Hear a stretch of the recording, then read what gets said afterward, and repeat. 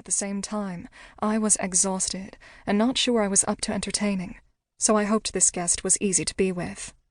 For the past week, I'd lain awake until nearly 2 in the morning, plagued by racing thoughts that refused to leave the past behind, overcome by thoughts of events that can't be changed. For our Sunday dinner, I'd made chicken, sautéed and seasoned with herbs and Parmesan cheese, quinoa spiced up with a bit of chopped jalapeno, and a green salad containing all of Simone's favorite veggies.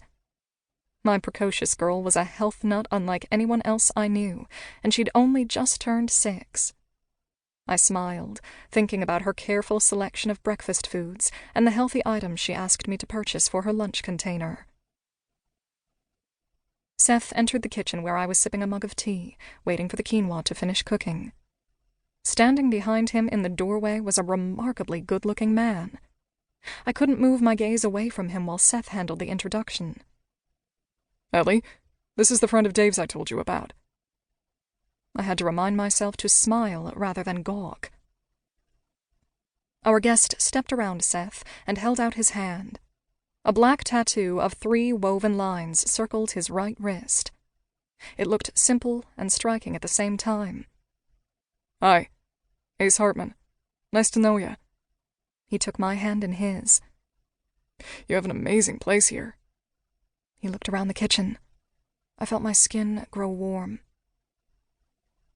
Our kitchen was the size of some small apartments, if you included the breakfast room that nestled between the cooking area and family room. I forced my attention to my husband's face.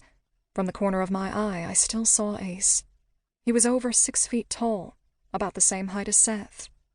I was hyper-aware of tall men because of my height, 5'8". I was used to looking most men in the eye. Ace had blonde, longish hair that fell in a wave across a wide, intelligent forehead. He had dark brown eyes and a genuine smile. It felt as if he looked right inside me. I pulled my hand away, wondering what he saw. Seth came around the island, rolling up his shirt sleeves as he walked, exposing his strong forearms with their covering of dark hair. He gave me a kiss, more intense and lingering than recently. I relaxed into him and, after a moment, turned away. I poured 3 glasses of wine and sent Seth and Ace into the dining room with their wine. I messaged Brandon upstairs in his bedroom to tell his sister dinner was ready. As we scooped chicken and quinoa onto our plates, we learned that Ace had just moved to California from Colorado. Starting over, he said. He wanted to enjoy the nice weather and take some classes at one of the junior colleges in our area. He'd spent his 20s and 30s driving a long-haul truck. During his breaks at roadside restaurants, he'd read a lot of books. On the road, he listened to podcasts and audiobooks, and he'd come to see there might be more satisfying and interesting ways to earn a living. The way he spoke sounded almost like a script, but the wine intensified my lack of sleep, so my perceptions were probably a bit off. He was so easy to look at, his voice a soothing tenor. I wanted to listen to him all evening. "What are you planning to study?" I asked. He shrugged. "TBD." "Wish I could get away with that kind of bullshit answer," Brandon said. I laughed. What he'd said was inappropriate in several ways, but also true. I loved seeing splashes of adult thoughts emerging from my teenage son. "Don't be rude," Seth said. "How is that rude?"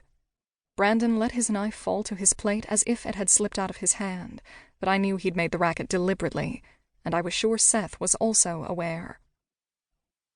"Changing direction in your 30s or 40s takes courage," Seth said, raising his voice to be sure we could hear over the sound of cutlery on stoneware. "At your age, the world is your oyster. Refusing to think about your future is pure laziness, nothing more." "Oysters," Simone said. "Oysters hardly have any mercury contamination." "Not what he's going on about," Brandon said.